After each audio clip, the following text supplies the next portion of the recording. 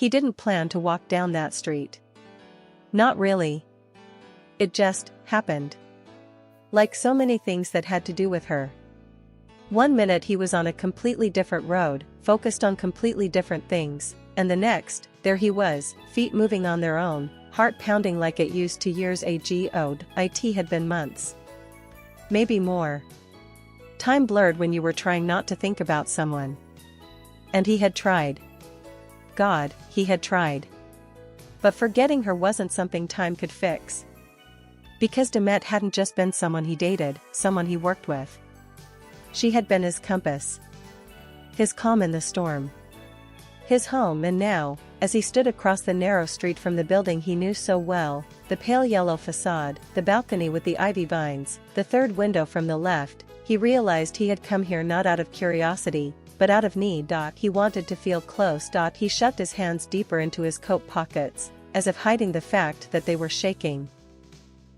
The late evening breeze was cool, and the street was mostly empty, save for a cat weaving between the parked cars and a man smoking on a nearby stoop. No one paid attention to him. Just the way he wanted. The last time he had stood there, he was leaving. She had been upstairs. Maybe watching something, maybe brushing her hair. He hadn't said goodbye properly then. Didn't have the words. Didn't trust his voice. He remembered texting her, leaving now. I'll call you later. But he never did. And neither did she. That silence had stretched, grew roots, and eventually became the space between them. A space filled with all the things they never said. Now, years later, Ken was back in Istanbul for a short shoot. He had promised himself he wouldn't go near that neighborhood. There were too many memories in the walls, too many ghosts in the air. But his feet didn't listen. His heart had its own map, and now, here he was, watching. Waiting. For what, he didn't know. A light to flicker on? A shadow to move behind the curtains? A sign, but nothing happened. She wasn't there. He knew that. She had moved out over a year ago. He had read about it somewhere, a magazine, maybe an online article. Still, the building hadn't changed. The feeling hadn't changed. He closed his eyes, and for a moment, he was back there. Inside. The scent of her jasmine perfume in the air, her voice humming a tune from the kitchen. Her laugh echoing off the tile floors. The way she used to throw pillows at him when he teased her. The nights they stayed up talking until sunrise. The mornings they made coffee in silence, comfortable in each other's presence. It wasn't perfect. God, they fought too. Sometimes over the smallest things. But even their arguments had a rhythm, like two people who knew they'd always find their way back until they didn't. He didn't even remember what the last real conversation was about. A disagreement over schedules, maybe. The stress of constant cameras, the never-ending pressure to be perfect. Somewhere along the way, they stopped being each other's escape, and started being each other's trigger, but it was never hate. Never betrayal. It was just, too much. Still, there wasn't a day he didn't think of her. Ken opened his wallet, not even thinking, and pulled out a folded note.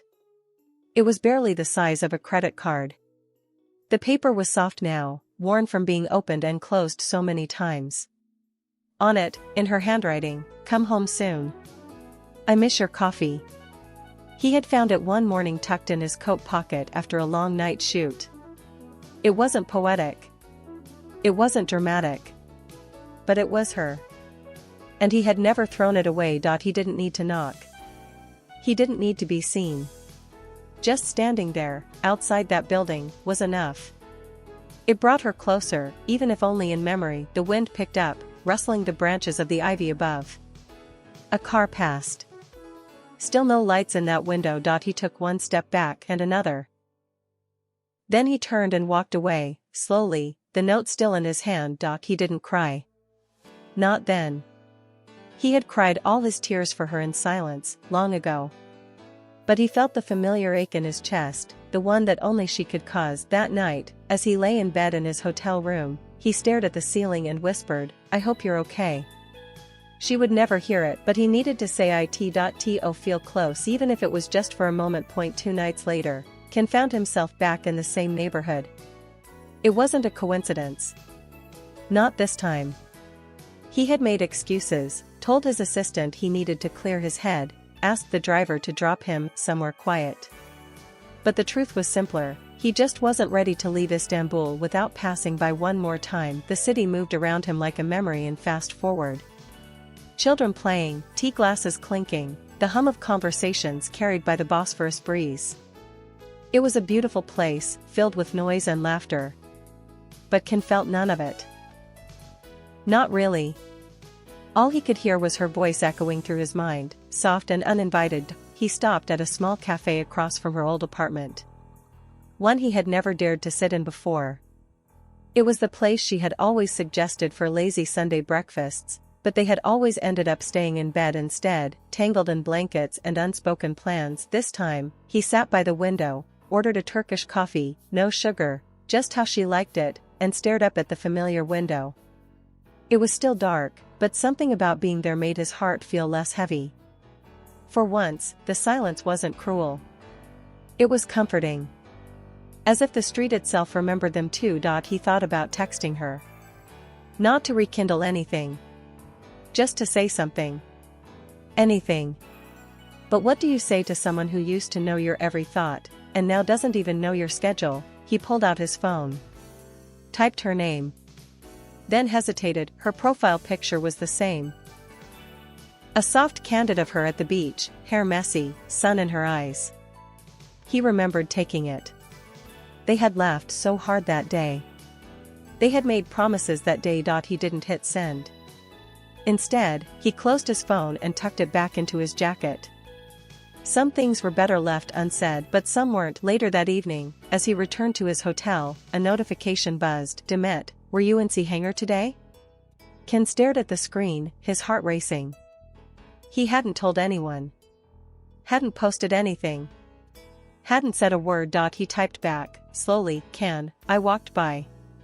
Just to feel close. There was a long pause. Seconds. Minutes. Hours. He couldn't tell. Finally, her reply appeared. Demet, I thought so. I looked out the window. He blinked. She'd been there, all this time. Can, I didn't see you. Demet, I didn't want to be seen. I wasn't sure if I could handle it. There it was. The truth. Raw, fragile, and aching. Can, I wasn't sure either. But I had to go. It still feels like a part of me lives there. Demet. That's because a part of you does. And a part of me never really left. Can stood up from the bed, walking to the window. The city lights glimmered beneath him. So many stories unfolding at once, but none like theirs. Can, do you want to meet? Another pause. He could almost hear her breath on the other side of the screen. Demet, not yet. But, soon. Maybe. He didn't push. Didn't beg. That wasn't who they were anymore. But the door had opened, just a crack. And sometimes, that was enough. He went to his wallet. Took out the note again. Held it under the light. Come home soon. I miss your coffee. He smiled. For the first time in days that weekend, Can boarded a plane back to Rome. He had work waiting. Interviews. Scripts. Endless days of pretending to be someone else. Wearing a mask for the cameras, smiling for the crowd, answering questions about roles and scripts as if none of it weighed on his heart. But tonight, something felt different. Lighter. As if a burden he hadn't even realized he was carrying had finally shifted, loosened just a little. He wasn't leaving Istanbul with the heavy knot of regret twisting inside him this time. No, this time, he had done something he never thought he would. He had said goodbye properly. Even if it was just silently, on a street outside her house, beneath the pale yellow walls that held 1,000 memories. Even if it was only in the quiet corners of his mind, in the tremble of his fingers clutching that worn note. And maybe, just maybe, somewhere out there, she had heard it too. Felt it. He placed the note back into his wallet, carefully this time, treating it like a sacred keepsake. Because it was more than just a scrap of paper. It was proof. Proof that something real had existed between them, something pure, something that neither time nor distance could erase. That love, true love, never fully disappears. It lingers quietly, like a shadow or a whisper, woven into the fabric of who you are. Sometimes, all it takes is a walk by an old street, a glance at a familiar window, or the soft rustle of ivy on a balcony to feel close again. To remember that no matter how far apart two souls may be, a part of them will always remain intertwined. And for Can, that was enough.